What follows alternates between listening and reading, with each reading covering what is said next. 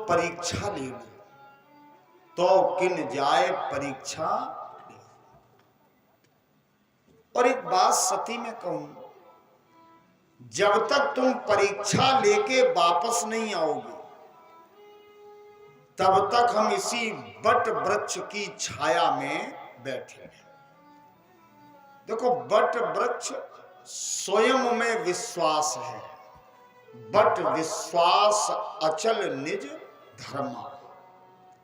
तो भगवान शिव को तो विश्वास है, इसलिए कह रहे हैं कि हम इसी बट वृक्ष के नीचे बैठे हैं, सती तुम जाओ। लेकिन एक बात का ध्यान रखना, तुम परीक्षा किसकी लेने जा रही हो? राम की। जो सबकी परीक्षा लेता है, तुम उसकी परीक्षा लेने जा रही हो, तो बड़े यत्न से परीक्षा लेना। करे उसो जतन विवेक विचारी। है? भाई, प्रश्न पत्र भी तो उसी कोट का होना चाहिए। अब परीक्षार्थी माने परीक्षा देने वाला है एमए क्लास का, और प्रश्न रख दिया प्राइमरी का, तो वो जान जाएगा कि परीक्षा जो लेने आया है उसको कोई जानकारी ही नहीं है। प्रेम से बोलो जय राम जी। विवेक से परीक्षा लेना, यत्न करना।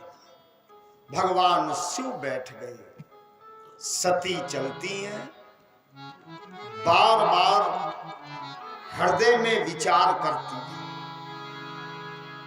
और विचार करने के बाद परमात्मा की कुछ ऐसी माया कि परीक्षा लेने के लिए गई, लेकिन कर क्या रही हैं? तो तुलसी ने वर्णन किया,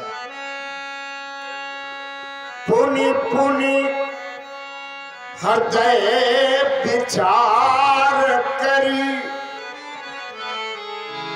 धरि सीता कर रूप, आगे हुई चली पंथ पे, जय आवत नरभूप।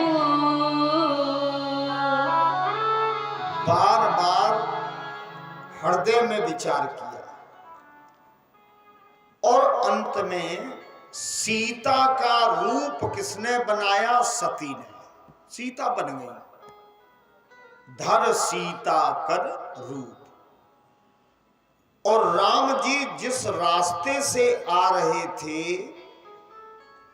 ये सती जो सीता बनी, ये राम जी के आगे आगे चलने लगी। प्रेम से बोलो जय राम जी। अच्छा, एक बात बताओ, आपने राम कथा सुनी, सीता जी कभी राम के आगे चली है?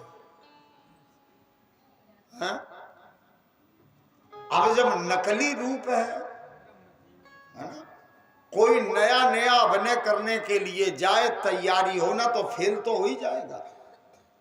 अब सीता का रूप धारण किया, तो राम जी के पीछे अगर चलती तो एक बार राम जी विचार करते, लेकिन आगे हुई, राम जी के आगे चलने लगी। और जबकि राम जी की जो सीता है वो जब जब चली है तो उभय बीच सिय सोहत कैसी, ब्रह्म जीव बिच माया जैसी।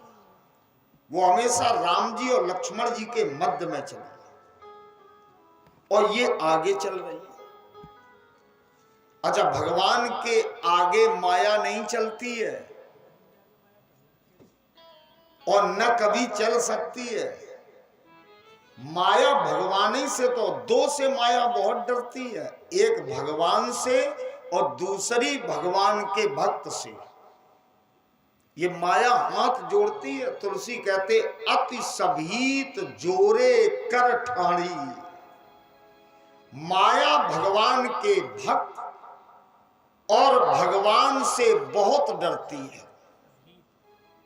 और ये देखो, बनी माया की सीता, तो ये डर नहीं रही, ये आगे और चल रही। जैसे आजकल कलयुग में पत्नियां आगे चलती और पति पीछे चलते हैं। प्रेम से बोलो जय राम जी की। हाँ, आंट में कहो न चलते हो, लेकिन हमेशा आगे। कोई काम होना है तो आगे, परामर्श देना है तो आगे, और कहीं कोई विवाद भी हो तो आगे। आजकल बहुत आगे है। हाँ? और सीता जी भी जो बनी सती, वो भी आगे चला।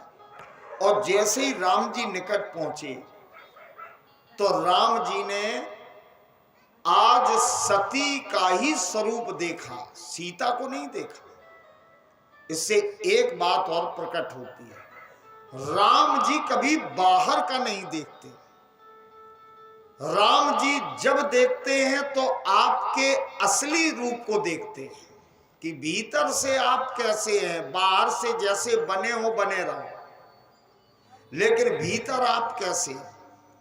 मैंने कई प्रसंगों में रामचरित में ये अनुभव किया कि मारीच सोने का मृग बन के आया, लेकिन राम जी ने बाहर वाला नहीं देखा। बाहर वाला तो सीता ने देखा और प्रेरणा दे दी। तो तुलसी ने कह दिया कि चले सकल सुर काज समारन, लेकिन पहचान तो गए। तो राम जी ने बाहर से पहचान नहीं की मारीच की, अंतर प्रेम तासु पहचाना, उसके भीतर के प्रेम को पहचाना। मेरे राम जी जब कभी पहचान करते हैं तो भीतर की पहचान करते हैं। हृदय अच्छा है, मन अच्छा है, निर्मलता है, वासना नहीं है, तो राम जी को बड़े प्रिय लगोगे। विभीषण मिलने गया है भक्त, लेकिन कहता है नाथ दशानन कर मैं भ्राता। भगवान को छुपावा पसंद नहीं है। आप जैसे हैं वैसे प्रस्तुत हो जाइए, ठाकुर जी स्वीकार कर लेंगे। प्रणाम किया राम जी ने, और प्रणाम करके एक बात और कह दी कि आज वृषकेतु भगवान शंकर को छोड़ करके विपिन अकेली फिरो के हेतु। वन में माता जी अकेले क्यों घूम रही हो? मेरे स्वामी भगवान शिव कहाँ है? सती राम जी की बात सुनकर के अबाक रह गए, और लक्ष्मण तो एक कदम और आगे तक पहुंच गए। लक्ष्मण दीखो, लक्ष्मण दीख उमा कृत बेसा। लक्ष्मण ने देखा कि न तो ये सती है और न सीता है, अब ये बनेगी उमा। और उमा कब बनी? जब सती जलकर के भस्म हो गई और पार्वती के रूप में जब जन्म हुआ, तब नारद जी ने नाम रखा, नाम उमा अंबिका भवानी। ठीक। अब मैं एक बात कहूं आपसे, भगवान तो सब देखते ही हैं, लेकिन भगवान की कृपा जिस भक्त पर होती है वो एक जन्म आगे कौन होगा इसको भी देख लेता है। इसलिए स्वामी ते सेवक बड़ो, मोरे मन प्रभु अस विश्वासा, राम ते अधिक राम कर दासा। राम जी तो पहचान रहे सती है, लेकिन लक्ष्मण जी समझ गए अब न सती है और न सीता है, अब इन्हें बनना है उमा। एक जन्म आगे की भक्त जानता है। भगवान ने अपनी महिमा दिखाई, प्रभुता दिखाई, सती मार्ग में बैठ गई। अब जहां आंख खोल के देखती हैं जिस रास्ते में, तो राम लक्ष्मण सीता दिखाई पड़ती है। अब ये जब व्यग्र हो गई तो मार्ग में नेत्र बंद किए, भगवान ने अपनी माया समेटी, सती भयभीत होकर के अपने पति भगवान शिव के पास जब पहुंची समीप, तो भोले बाबा ने हंस के कुशलता पूछी, परीक्षा ले आई, क्या हुआ देवी?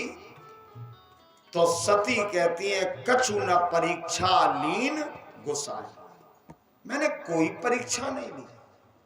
अरे तो वहां गई क्यों थी? तो सती बोली, प्रणाम करने गई थी। जब आपने प्रणाम किया तो एक नारी का भी धर्म है कि हम भी प्रणाम करें।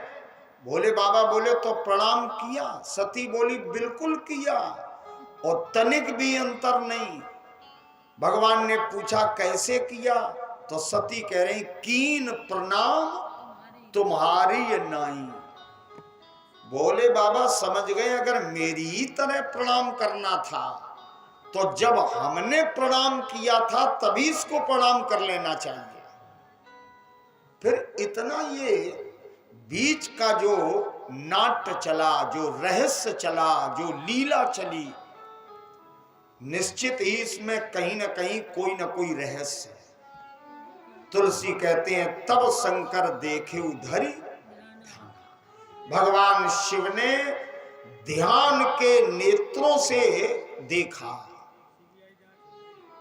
और जैसे ही जांच की ध्यान के नेत्रों से, क्योंकि मन में कोई जब विषय नहीं होता तब ध्यान रखता है, निर्विषया मना ही ध्याना। तो सती जो कीन चरित सब जाना, सती ने जो रचना रची भगवान शिव जान गए। विचार किया कि अब यदि मैं सती से प्रेम करता हूं तो इन्होंने तो सीता का रूप धारण किया, मेरा भक्ति का पथ नष्ट हो जाएगा। परमात्मा राम और जगत जननी जानकी के चरणों में मेरा जो नेह है, प्रेम है, भक्ति है, समर्पण है, उसमें कालिमा लग जाएगी। अब यही तन सती भेंट। अच्छा एक बात देखो, आप लोग सुधी रामचरित पढ़ते हो, क्या कहा भगवान शिव ने? मन में ही ये संकल्प किया, शिव संकल्प कीन मन माही, यही तन सती। क्या कहा? इस तन से, इस शरीर से भेंट नहीं है। अगर शरीर बदल जाए तो मैं फिर स्वीकार कर लूंगा, ये भाव छिपा है यहां, लेकिन इस शरीर से मेरी अब भेंट नहीं हो सकती। नहीं तो सीधे तुलसी बाबा लिखते कि यही ते, माने इससे मेरी अब भेंट कभी नहीं होगी, लेकिन कह रहे यही तन सती भेंट मोहि नाही। आकाशवाणी हुई ब्रह्मवाणी, भगवान शिव तुम्हारे जैसा प्रण कोई नहीं कर सकता। बार बार सती पूछती हैं कि प्रभु आपने कौन सा प्रण किया, लेकिन भगवान शंकर ने वो मर्म नहीं खोला। उसी समय प्रजापति दक्ष प्रजेश हुआ, और जब प्रजेश बना तो ब्रह्मा जी के यहां एक सभा में भगवान शंकर अध्यक्ष बने थे। प्रजापति दक्ष देर से गया, भगवान शिव केवल खड़े नहीं हुए, तो इसने अपने मन में ये अनुमान लगाया कि मेरे दामाद ने ही देवताओं की भरी सभा में मेरा अपमान कर दिया, मेरा सम्मान नहीं किया। भगवान शिव को अनुपयुक्त शब्द कहे।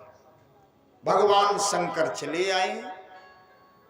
इसने एक नियम बनाया कि आज के बाद शंकर को किसी भी यज्ञ में भाग नहीं मिलेगा। किसी ने भगवान शिव के विरोध में यज्ञ नहीं कराया। तब प्रजापति दक्ष ने हरिद्वार के पूर्व कनखल क्षेत्र में बृहस्पति 100 नाम का यज्ञ प्रारंभ करा दिया। भृगुवंशी इसके आचार्य बने भृगुजी महाराज। और यज्ञ जब होने लगा तो विमान में बैठ करके देवताओं की स्त्रियां जाने लगी। सुंदरियां सुंदर सुंदर गीत गाती हैं। अब भगवती सती अपने पति के पास गई और मन में विचार कर रही हैं कि ये तो समाधि लगा जाते हैं, हमसे बोलते नहीं है, चलो वहां बहनें मिलेंगी, कुछ समय कटेगा, कुछ चर्चा होगी। अपना निवेदन प्रस्तुत किया। भगवान शिव ने कहा, देवी जहां कोई विरोध माने वहां भूल करके भी नहीं जाना चाहिए। यद्यपि पिता के घर, मित्र के घर, गुरु के घर, सेवक के घर, स्वामी के घर जाने में कोई दोष नहीं, कभी भी चले जाओ, लेकिन तदपि विरोध मान जहां कोई, तहां गए कल्याण न हो। बहुत समझाया सती को। भागवत जी में भी प्रसंग है, यदि ब्रजस्य मद बचो विहाय भद्रम भवत्तया न भविष्य। देवी तुम मत जाओ, यदि तुम जाओगी तो तुम्हारा कल्याण नहीं होगा। लेकिन सती हठ पूर्वक गई, बोली मायके में इतना बड़ा यज्ञ मेरे पिताजी करा रहे हैं और आप नहीं जा रहे। भगवान शिव बोले, मेरे कारण देवी तुम्हें भी तुम्हारे पिता ने त्याग दिया है। सती बोली, हमें बहुत प्रेम करते हैं पिताजी, मैं जाऊंगी। तो ये हट करके चली और जैसे ही यज्ञशाला के प्रमुख द्वार पर पहुंची तो रामचरितमानस में तुलसी बाबा ने एक चौपाई में प्रजापति दक्ष का व्यवहार सती के प्रति कैसा होगा ये दर्शा दिया। दक्ष न पूछी कछु कुशलाता,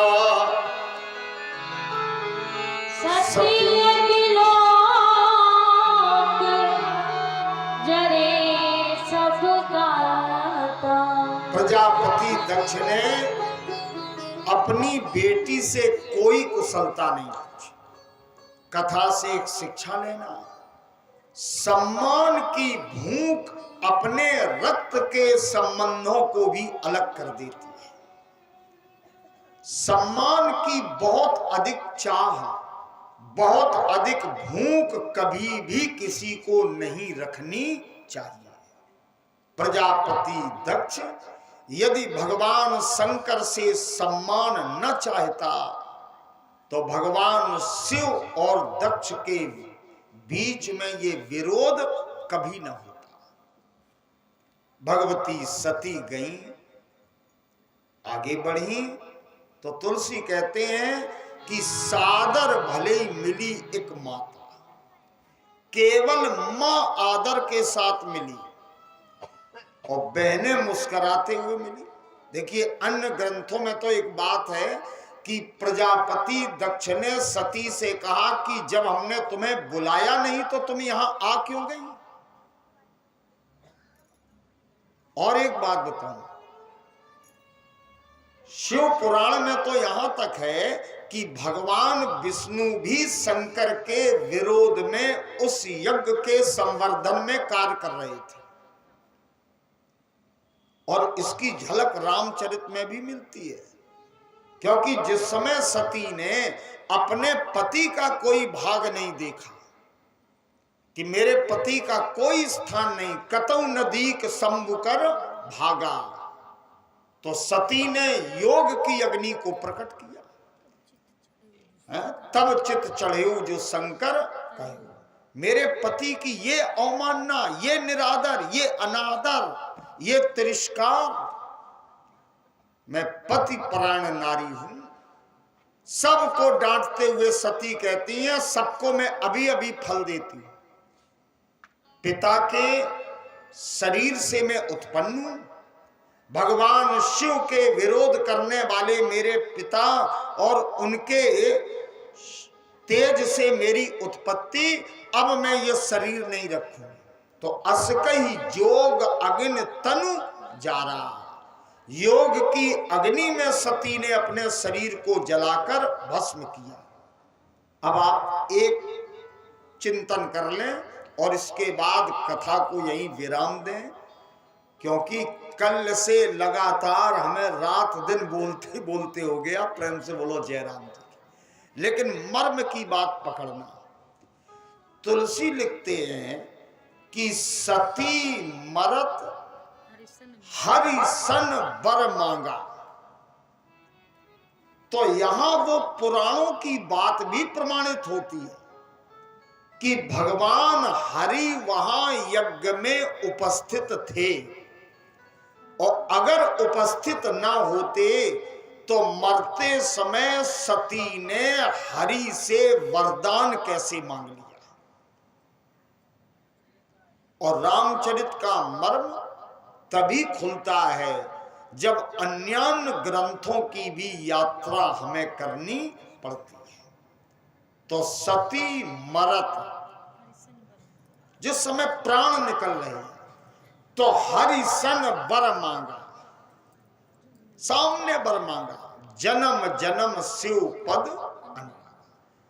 जन्म जन्मांतर मेरा प्रेम, मेरी प्रणति अगर हो तो भगवान शंकर के कमलवत चरणों से। तुलसी कहते हैं तेहि कारण हिमगिर ग्रह जाए। तेहि कारण में बड़े भाव है। एक तो ये कारण, और जो भी तेहि कारण के रहस्य हैं, क्योंकि यहां शब्द बड़ा महत्वपूर्ण है। केहि कारण, तो उत्तर बनाते जाइए तेहि कारण, तो उसमें एक कारण नहीं है, कई कारण हैं। इनसे संबंधित चर्चा कल हम लोग करेंगे।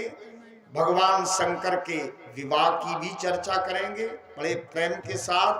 भोले बाबा का विवाह कल राम कथांतर्गत प्रस्तुत किया जाएगा। इन्हीं शब्दों के साथ आइए दो पल प्रभु नाम का संकीर्तन करते हैं और रामायण जी की आरती करते हैं। इसके बाद आप प्रस्थान करेंगे अपने अपने सदनों की।